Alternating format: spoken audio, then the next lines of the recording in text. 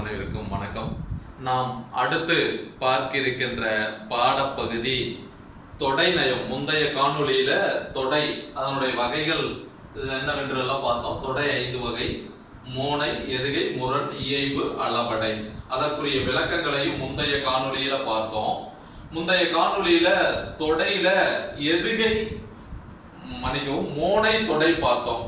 மோனை தொடைனா என்ன, அது எப்படி வரும், அது எத்தனை வகைப்படும் என்பதை குறித்து முந்தைய காணொளியில் பார்த்தோம். இப்பொழுது நாம் பார்க்க இருக்கின்ற பாடப்பகுதி தொடை நயத்தில எதுகை தொடை தான் நாம் பார்க்க இருக்கின்றோம். ஏற்கனவே சொல்லியிருக்கேன், மோனை தொடை 5 வகைப்படும்: மோனை, எதுகை, முரண், இயைபு, அளபடை. மோனைனா என்ன, செய்யுளில் முதல் எழுத்து ஒன்றி வருவது. எதுகைனா என்ன, செய்யுளில் 2ஆம் எழுத்து ஒன்றி வருவது. முரண் செய்யுளில் சொல்லாலும் பொருளாலும் முரண்பட்டு வருவது. இயைபு தொடை செய்யுளில் இறுதி எழுத்தோ அசையோ சீரோ ஒரே ஓசையில் முடிவது அல்லது ஒன்றி வருவது. அளபடை செய்யுளின் அடியிலும் சீரிலும் அளவெடுப்பது. இது தொடையினுடைய 5 வகைக்குரிய விளக்கம். நாம் அடுத்தது இன்று பார்க்க இருப்பது எதுகை. எதுகை தொடை 2 வகைப்படும் என்று சொல்கிறார்கள். என்னென்ன? அடி எதுகை, சீர் எதுகை என எதுகை 2 வகைப்படும். அப்ப அடி எதுகைக்குரிய விளக்கம் என்ன?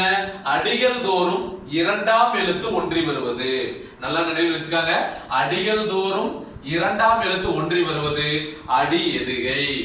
சரிங்களா? இப்ப பாருங்க, விளக்கத்தை பாருங்க. மனத்தொடு வாய்மை முதல் அடிங்க. முதல் அடி மனத்தொடு வாய்மை. அடுத்த அடி கவனிங்க, தானஞ்சை வாரின் 2வது அடி. அவன் என்ன சொல்றான்?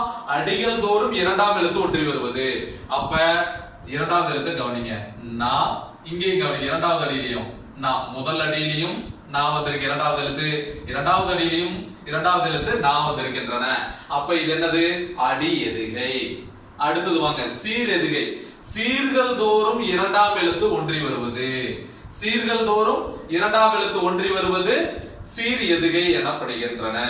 அடினா அடுத்தடுத்து வரிகள், சீருனா ஒரே வரியில 4 சீர் 5 சீர்கள் கூட இருக்கலாம். அப்ப பெண்ண 2ஆம் எழுத்து ஒன்றி வருவது. கற்றாரை கற்றது. அவன் என்ன சொல்றான்? 2ஆம் எழுத்து இயர். இங்க 2ஆம் எழுத்து இயர். இது சீர் எதுகை. இப்ப சீர் எதுகை 7 வகைப்படும்னு சொல்றாங்க. என்னென்ன? இணை எதுகை, பொழிப்பு எதுகை, ஒரு எதுகை, கூளை எதுகை, மேற்கதுவாய் எதுகை, கீழ்கதுவாய் எதுகை, முற்றெதுகை. இப்ப அதே தாங்க, இதையும் அப்படியே மனப்பாடம் பண்ணிக்கணும். 1 2 1 3 1 4 1 2 3 1 3 4 1 2 4 1 2 3 4ங்க. என்ன மோனைக்கு என்னவோ அதேதான். என்ன மோனைங்கிற இடத்துல என்ன போயிடும்? எதுகை வந்துடுங்க. அவ்வளவுதான் வித்தியாசம், வேற ஒண்ணும் கிடையாதுங்க. சரிங்களா? அப்ப இணை எதுகைனா என்ன? 1 2. பொழிப்பு எதுகைனா என்ன? 1 3. ஒரு எதுகை 1 4. கூளை எதுகை 1 2 3. மேற்கதுவாய் 1 3 4. கீழ்கதுவாய் 1 2 4. முற்றெதுகை 1 2 3 4ங்க. அப்ப அதற்குரிய விளக்கத்தை பார்க்கலாங்க. இணை எதுகை என்ன வருகிறான்? 1வது எழுத்தும் 2வது எழுத்தும் ஒன்னா வருகிறான். எதுகைக்கு என்ன? 2ஆம் எழுத்து ஒன்றி வருவது. அப்ப இங்க பாருங்க, இணை எதுகை இறந்தார், இறந்தார், அணையர். அப்ப 2வது எழுத்தை பாருங்க. 1வது வார்த்தையில் இருக்கிற 2வது எழுத்தை கவனிங்க, ரா. இதாங்க 1. 2வது எழுத்துல இருக்கிற வார்த்தையை கவனிங்க, ரா. இது 2ங்க. 1 2 வந்துடுச்சுங்களா? அடுத்து கவனிங்க, பொழுப்பெதிகை என்ன சொல்றாங்க? 1 3. அப்ப 1வது வார்த்தையில் இருக்கிற 2வது வார்த்தையை கவனிங்க, லா. இல்லையா? 2வது வார்த்தைய இல்ல, அவன் என்ன சொல்றான்? 1 3. அடுத்து 3வது வார்த்தையில் இருக்கிறத கவனிங்க. இப்ப இங்க 3 லா வந்திருக்குங்களா? இங்க 1 1 3. பொழிப்பெதுகை. புரியுதுங்களா? அடுத்தது பாருங்க, ஒரு எதுகை என்ன சொல்றான்? 1 4. அப்ப முதல் வார்த்தையில் இருக்கிற 2வது எழுத்தும் 4வது வார்த்தையில் இருக்கிற 2வது எழுத்து ஒன்னா இருக்குங்கிறான். அதான் ஒரு எதுகை. அப்படி வந்தால் அது என்னது? ஒரு எதுகை. உலகத்தோடு ஒட்ட ஒழுகல் பலகற்றும். இல்லையா? அப்ப 1வது வார்த்தையில் இருக்கிற 2வது வார்த்தையை கவனிங்க, லா. அடுத்தது அவன் என்ன சொல்றான்? 4வது வார்த்தையில தான் வருகிறான். அடுத்தது என்ன? ஒட்ட ஒழுகல் பல. 4ங்க. 1 4ங்க. ஒன்னா வருதுங்களா? அடுத்து கூளை எதுகையில் என்ன சொல்றான்? 1 2 3ங்க. பாருங்க, 1 2 2 3வதுலயும் இருங்க. பற்றுக பற்றற்றான் பற்றினை. 1 2 3ங்க. சரிங்களா? 2ஆம் எழுத்து ஒன்றி வருவது 1 2 3. இப்ப மேற்கு எதுவாய் எதுகையில 1 3 4. அதாவது முதல் வார்த்தையில 2வது வார்த்தையை கவனிங்க, இன். அடுத்தது அவன் என்ன சொல்றான், மூணாவது வார்த்தையில தான் இருக்குதுங்கிறான், ரெண்டாவது வார்த்தையில இல்ல. மூணுல இரண்டாவது வார்த்தையை கவனிங்க. அடுத்து நாலாவது வார்த்தையில இரண்டாவது வார்த்தையை கவனிங்க. அப்ப 1 3 4ங்க. சரிங்களா? அப்ப மேற்கதுவாய் எதுகை 1 3 4. அடுத்து பாருங்க கீழ்கதுவாய் எதுகை எதுல வருங்கறா 1 2 4. அப்ப முதல் வார்த்தையில இருக்கின்ற இரண்டாவது எழுத்தை கவனிங்க லோ. அடுத்து என்ன சொல்றான், இரண்டாவது வார்த்தையில இருக்கிற இரண்டாவது எழுத்தை கவனிங்க லோ. அடுத்து நாலாவது வார்த்தையில இருக்கின்ற இரண்டாவது எழுத்தை கவனிங்க லோ.